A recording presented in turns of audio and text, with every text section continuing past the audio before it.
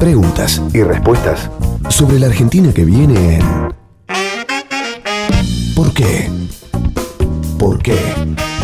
Con Graciela Fernández Mejide en la 1110.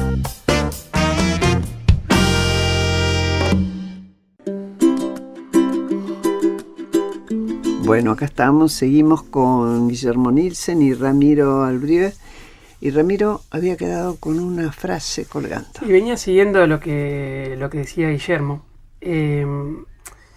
Yo digo, quizás si vos cambiás el sistema electoral, vos podés tener un movimiento hacia cuestiones más estructurales y un pensamiento más a largo plazo. Quizás no sé si esa es la solución. Pero está claro que tenemos que ir a discutir, en algún momento tenemos que movernos hacia esa discusión. No sé si es el camino, pero ahí tenemos que ir. Entonces, uno de los problemas que hay que solucionar y que el gobierno todavía no logra entrever es el tema de la matriz productiva. Pero el otro que recién mencionamos es el tema del Estado sobredimensionado.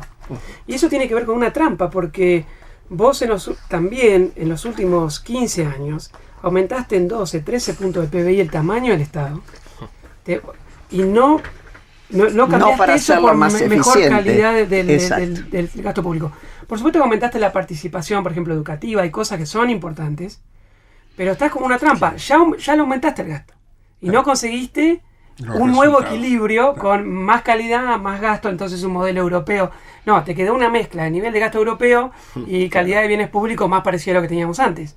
Entonces, ¿cómo salís de eso? Es muy difícil salir de esa trampa. Ya no tenés tanto espacio fiscal como tenías antes, pero tampoco podés decir, voy a empezar a bajar que el gasto público social. No lo podés bajar. No. Tenés que discutir calidad, pero eso es una agenda de largo plazo y muy compleja de hacer. Ahora, yo no sé si hacer elecciones cada 3 en vez de 2 años o lo cambia, pero en algún momento esa agenda la tenemos que... Claro. Cada 4 todo. Sí. Es discutible, pero está claro que en periodos de 4 años, que vos tengas que votar a los 2 años, sobre todo con un gobierno que recién empieza, no te complica las cosas porque la campaña electoral es implacable. Claro. La campaña electoral es legítimamente. Es implacable ante todo para el propio gobierno, ¿no? Sí, que está con esa presión de mostrar resultados, mostrar obras, y cortar tenés que hacer cintas, demagogia. inaugurar, y lleva Realmente el populismo eso. Exactamente, es duro. Y en una eventual mesa de consenso después de octubre o cuando fuere, ¿qué temas ustedes llevarían entre tantos otros temas en materia económica que sí o sí se deberían tratar? Fantasiemos. Sí, a mí hay uno que va de cabeza y es tarifas. Tarifas que es un gran problema que no está resuelto. O sea, hoy se está pagando un 45% del precio internacional para dar un promedio cercano, ¿no?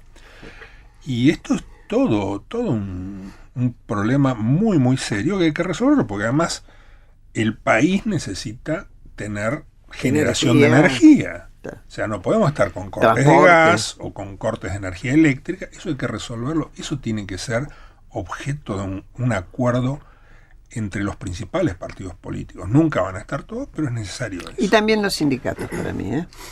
Los sindicatos los veo, pero yo los veo cada vez más perdidos. Bueno, hay que recogerlos. Entonces. No, pero los veo perdidos ¿en qué sentido? O sea, toda esta discusión donde la CGT incorporaría a los movimientos sociales me parece un despropósito. Bueno, ya la CGT no ha logrado tener una sola cabeza. Claro, no logran tener una sola cabeza, no tiene nada que ver con la CGT histórica, que era la columna vertebral del peronismo, ¿no es cierto? Acá hay un problema más cercana a discutir con Moyano, no es lo mismo que discutir con 3, pero que además tienen sus propias diferencias. Cuando tenés 3 es porque hay diferencias. Pero acá hay otro problema que me parece que es un problema realmente de fondo. O sea, es como que la CGT, al abrirse a los movimientos sociales, se ha surdificado. Se pone más de izquierda, más populista. Y a mí lo que me preocupa es que no se termina en el peronismo y también ojo, no es solo el peronismo, creo que esto es común a los principales partidos políticos de la Argentina, no se termina de compaginar la necesidad de políticas macroeconómicas sanas por una cuestión populista. Y trato de explicarme bien en esto. Cristina Fernández debería haber dejado un país donde el tema holdouts estuviese resuelto. Lo único que no permitía resolver holdouts en tiempo y forma era la cláusula Rufo. Pero esa cláusula se veía venir, estaba clarísima, había que haber trabajado noviembre, diciembre del 2014 y en enero del 2015 tener eso absolutamente resuelto. Y caprichosamente se fue postergando, muy de barricada. Eso Tal vez no está porque bien. se imaginaban que no podían perder. Yo creo que pero yo creo que hay otra cosa, Graciela. En el peronismo, de la misma manera que se está distorsionando el rol de los sindicatos a través de esto que estamos comentando, es también que no hay economistas, por ejemplo, para hablar de los colegas, no veo economistas con posiciones de centro. Se han surdificado todos. O sea, no hay herederos de Gómez Morales, que fue probablemente el ministro de Economía más importante de la Argentina, en el sentido que en su momento, estoy hablando del primer periodo de Perón, las 2 primeras presidencias, Gómez Morales fue simultáneamente ministro de Economía y presidente del Banco Central. Y hoy yo veo que en el peronismo no tiene herederos. Están todos con posiciones de izquierda, hasta el marxismo de Kicillof, ¿no es cierto? Entonces ahí es donde realmente hay cambios que no son saludables para esto que estamos discutiendo. El largo plazo, las coincidencias, se hace muy difícil. Ustedes... Sí, también, perdón, yo veo desde el gobierno, me da la sensación de que quizás también están errando un poco en la agenda que se plantea, porque, por ejemplo, desde el punto de vista macroeconómico, hay una idea que vos decís, ordenás un poco la macro, eso quiere decir bajar la inflación, empezar a acumular reservas, o sea, tener un régimen independiente y demás, y eso automáticamente te va a generar los frutos del crecimiento y demás. Y esas conexiones no son tan directas. Ahora estamos viendo qué pasa en Brasil. Brasil, el Banco Central tiene todo esto, ya lo tiene.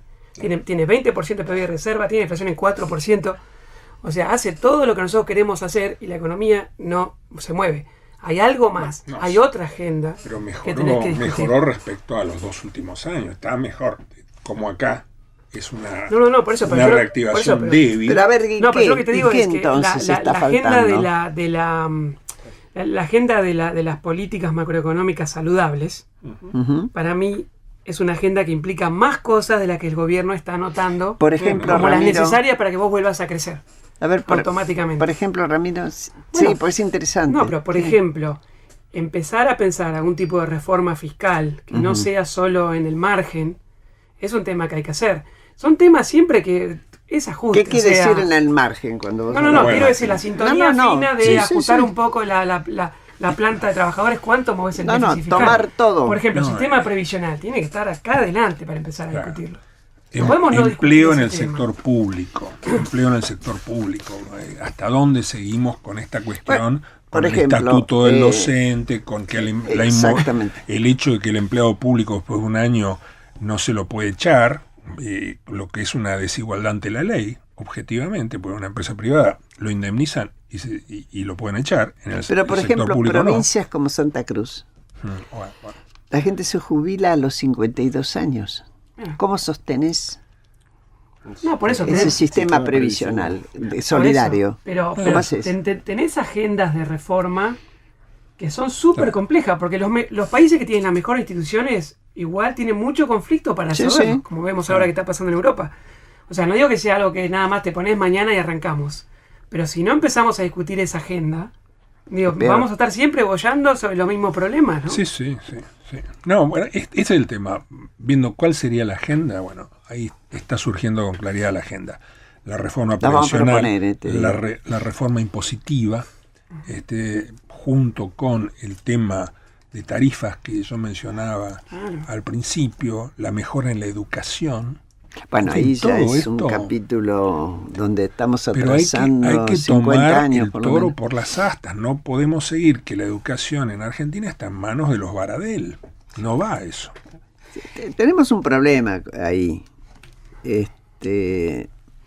desde que se pasó a las provincias exclusivamente la responsabilidad de la educación y de la salud. La salud, lo mismo. El ministro nacional de Salud y Educación poco puede hacer.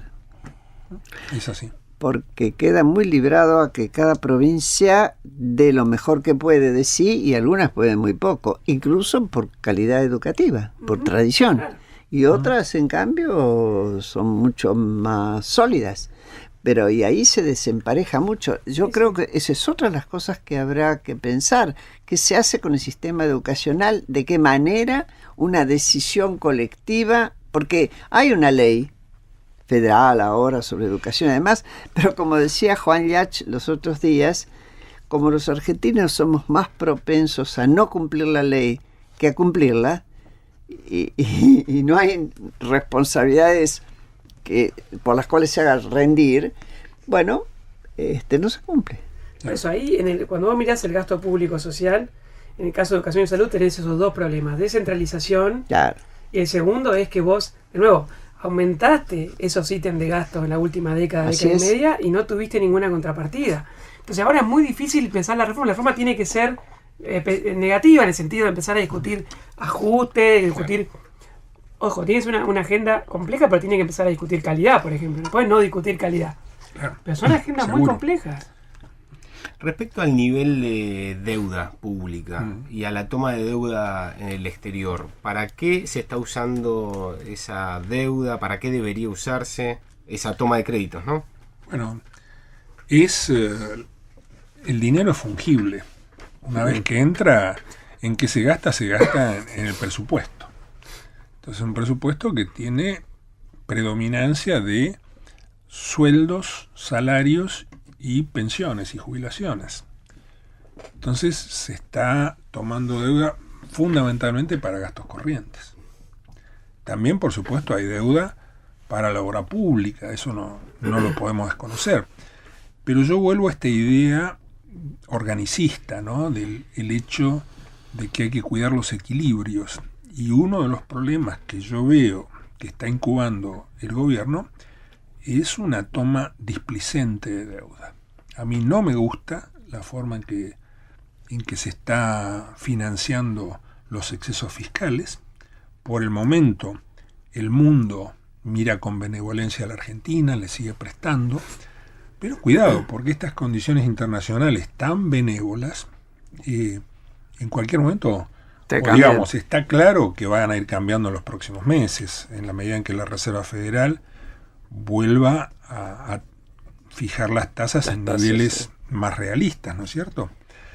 Eso por un lado, pero me parece ante todo que ahí hay una disciplina del país que hay que hablarla con muchísima claridad y no se está hablando. O sea, el gobierno se ha lanzado a financiarse con deuda. Está bien, pero no podemos financiar un exceso de gasto con deuda porque nos lleva a un exceso de deuda. Recordemos que hay un multiplicador de la deuda que es la tasa de interés, ¿no es cierto? Sí. Entonces, por sí mismo, la deuda tiene una dinámica que crece más la tasa de interés que la tasa de crecimiento del Producto Bruto. ¿Qué produce? Esto en sí mismo es una luz amarilla. Uh-huh. Acá hay que ser muy moderado en todo esto y yo no lo veo eso. Sí, claro, Ramiro. Ahí en la, digamos así, una vez que vos decidiste gradualismo fiscal y sin mercados financieros y sin tasas de ahorro interesantes acá, va a ser a buscarlo afuera. Ahora, igual la forma en la que te endeudas importa tanto como cuánto te endeudas. Claro. Si vos vas a tomar deuda en dólares a tasas altas, y tenés un problema.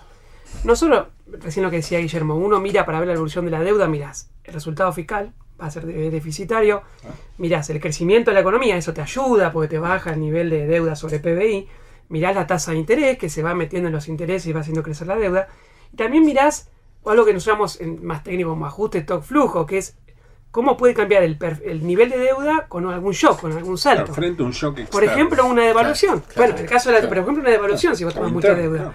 Una devaluación fuera del país, decimos. No, acá. Una devaluación acá. Claro, si vos tomás mucha deuda externa. Un shock interno, digamos. Claro, si tomás mucha deuda externa, vos, con un tipo de cambio bajo, vos decís, mira, esto es así chiquito. Sí, bueno, si devaluás en términos del PBI que está en tu moneda, eso claro, bueno, todos lo sabemos. Claro, ¿no? Rápidamente entras en una zona de peligro, turbulencia, claro, que es justamente lo único que hay que evitar, o lo más importante de evitar cuando uno es funcionario público de alto nivel en el gobierno, es que la economía transite por un sendero lo más previsible y lo menos riesgoso posible. Claro, ahí lo que nos pasa a nosotros un poco, me parece, es que a nosotros como economistas, digo, que uno habla de riesgos y es muy difícil transmitir la idea de un riesgo a un político, ¿no? Pues sí, puede llegar a pasar tal cosa con alguna probabilidad. Pero ¿cuál es el problema? Claro. Pero entonces, vos no le podés jurar. Claro, pero entonces nosotros tenemos que dar un poco esa noticia de decir, bueno, si haces una fiesta en tu departamento, bajá la música porque el lunes te echan del edificio y nadie quiere bajar la música. Pero acá tiene que ver con esto. Quizás los niveles de deuda no son tan altos, tenés espacio fiscal, hay mucha deuda que es intrasector público, o sea, estamos en una posición, la deuda externa del sector público es relativamente baja. Todo eso te da como un espacio, pero no quiere decir que cualquier toma de deuda es neutral. Tenés que tener una política financiera un poco más inteligente en ese punto. Dado que que la política fiscal ya jugó y dijo, necesito que me financien. Bueno, jugó y jugó muy mal, yo diría. Bueno. O sea, la política fiscal está desmadrada. El problema que tenemos es la política fiscal, no la política monetaria. Por más que lo que se ve desde el sector privado es la tasa de interés, ¿no es cierto? Se ve la tasa de interés y dice, qué barbaridad la tasa de interés. Nadie ve el desmadre de gasto que hay por el sector de la tesorería.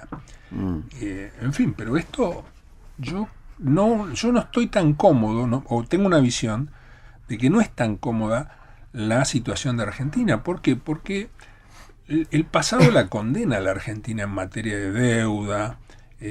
Fíjense que estamos resolviendo los últimos holdouts en estos días. Entonces, el pasado nos condena. Acá en cualquier momento el mercado internacional puede cambiar su expectativa. No les den ideas, por favor. No, bueno, está eso también, ¿no? Sí, no dar ideas, pero tenemos la obligación profesional de señalar que esto no puede cambiar más rápido. No, pero Graciela, no. Sí. El mercado ya está escuchando esto. Sí, hombre, y ya lo están pensando, los grandes inversores están con un cálculo, si está bien, nos metemos, acá lo importante es cuándo salimos. Claro. Sí, ahí también cuando uno mira la evolución de la deuda pública externa, aparece un problema que para nosotros es crónico. Hay pocos países, no sé, estoy pensando en Venezuela, historia México, que tienen mucha formación de activos del sector privado, mucha compra de dólares, pues siempre que te asustabas a comprar dólares. No es tan usual en el mundo. No. Ahora, si vos mirás la composición de la balanza de pagos, digamos, ¿quién trae dólares y dónde van? El gobierno trae todos los dólares en neto, le paga un poco a lo que se llama el déficit de cuenta corriente, o sea, nuestro gasto, por encima de nuestro ingreso como economía. Sí. Otro poco se guarda en el Banco Central, bien, pero hay otra parte que va a guardar abajo del colchón. Claro. Entonces vos, como sociedad, le estás diciendo al sector público, vos tomás la deuda y yo me quedo con el activo. Y me quedo esperando. Claro. Vamos a ver qué pasa. Sí, esa dinámica es difícil después de controlar. Si ahora, si uno mira a corto plazo y dice, mira, el tipo de cambio está planchado, no pasa nada. Ahí tenés un riesgo. No lo ves ahora, pero si se materializa, es muy difícil de controlar esa dinámica. De nuevo, porque el sector público es el único que está proveyendo divisas para todos. Claro. ¿Ustedes piensan que no es incómodo o que no es ineficaz tener tan dividido lo que podría ser el Ministerio de Economía, para llamarle al conjunto de los ministerios? Yo tempranamente fui, si no el primero de los primeros críticos del enfoque con el cual se está manejando el diseño de la política económica. ¿Por qué? Porque yo creo que no es bueno eso. Primero, el diseño de la política económica, para hacerlo bien hay que saber mucha economía, pero mucha economía. Y acá yo no veo entre quienes deciden, quienes tienen la última palabra en materia de política económica, no hay economistas. Hay gente que viene de fondos de inversión, que fueron muy exitosos en comprar barato y vender caro. Yo, la verdad que a Quintana y a Lopetegui no los conozco, pero sí tengo amigos en común con ellos, tengo excelentes referencias intelectuales de Quintana. Pero ¿qué pasa? Son gente que sabe un poco de economía. un máster en administración de empresas tiene un curso de macro, Claro. pero no tiene cursos de crecimiento, no tiene cursos de moneda, crédito y banco, etcétera. Y esto lamentablemente está faltando. Yo creo que este gobierno, desde el principio, por un lado, se cometieron errores muy grandes, como los que hablábamos al principio, pero no hay una mirada integradora. Claro, un primus inter pares. Claro, ahí uno podría pensar que el esquema de que vos organizacional, digamos así, de las decisiones económicas, es muy contextual. Entonces la pregunta es, ¿qué tenías que resolver ahora? ¿Y cuánto te demanda de coordinación? Y te demanda mucha coordinación, porque vos tocas acá y se mueve allá y le estás, claro. O sea, lo estás empujando a Banco Central. Es como un sistema de relojería. Claro. Tocas una... Sí, pero por ahí si la economía está más estabilizada, quizás uno puede pensar un esquema donde cada uno se especializa. Ahora, cuando vos tenés un problema sistémico que resolver, tenés que tener a todos en la misma mesa, a todo lo del equipo económico. Mirá, yo tengo pensado mover esto, ¿cómo te va a impactar a vos en tus objetivos? A ver si hacemos un trade-off, a ver si resolvemos esta tensión juntos. No es algo tan loco de pensar, más allá de la independencia que uno pueda darle a cada uno. Los problemas que había que resolver demandaban un esfuerzo de coordinación muy grande. Que eso no en todos los países lo tienen, pero nosotros lo necesitamos. Claro. O sea, ahí creo momentos, que es importante. Es como...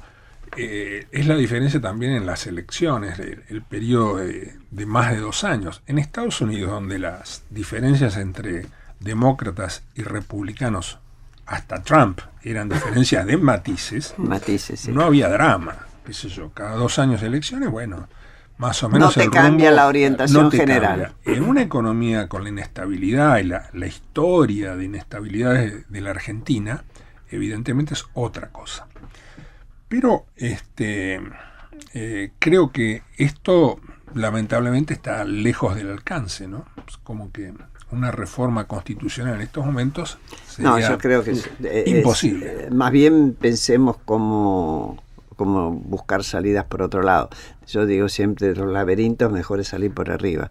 Porque a ver hoy está una pensando. Reforma constitucional. No, hoy es imposible, porque salvo que sea muy acotada, pero tampoco puede ser acotada, porque la Asamblea Constituyente se da su propia agenda. Yo, ¿no?